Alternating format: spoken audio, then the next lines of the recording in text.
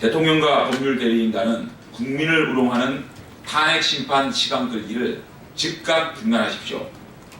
대통령과 법률대리인단의 탄핵심판 시간 끌기가 도를 넘고 있습니다. 계속되는 증인 폭탄에 국민들의 분노와 실망이 하늘을 찌르고 있습니다. 대통령과 법률대리인단에게 엄중하게 요구합니다. 국민을 우롱하는 탄핵심판 시간 끌기를 즉각 중단하십시오. 증거와 논리가 아닌 여론전과 시간 끌기로 국민을 분열시키지 마십시오. 국가 혼란을 부추기는 행동을 즉각 중단해야 합니다. 헌법재판소는 신속한 재판 의지를 수차례 밝혔지만 대통령 측의 무더기 증인 신청에 대한 일부 수용과 일부 증인의 불출석으로 재판이 지연되었고 결국 2월 내 탄핵 심판 결정은 불가능하게 되었습니다. 헌법재판소의 결정은 공정성을 위한 선택으로 이해됩니다. 그러나 결과적으로 국민들의 불안과 우려를 달래지는 못했습니다. 헌법재판소에 바랍니다. 탄핵 정국이 서둘러 종식되고 국정이 정상화되기 바라는 국민들의 간절한 바람을 외면하지 마십시오. 받아들여진 증인들이 즉각 출석하지 않으면 증인 직무를 종결해야 합니다.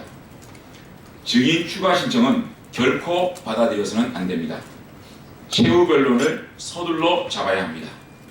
계속되는 법률대리인단의 시간 끌기는 단호히 거부해야 합니다. 다시 한번 촉구합니다. 헌법재판소는 조속한 탄핵 정국 종식과 국정 정상화를 바라는 국민적 바람을 충분히 인식하고 있을 것이라고 믿습니다. 황교안 권한대행은 대선 행보를 멈추고 구제역 AI 확산 차단에 집중하길 바랍니다.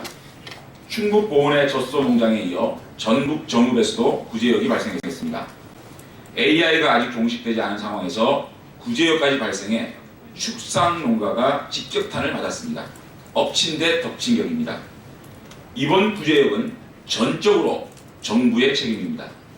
농림축산부는 구제역 발생 초기 백신 비용 부담 등의 이유로 접종하지 않는 모럴 해저드가 농가에 있었다며 축산 농가를 탓하는 모렴치한 모습을 보였습니다.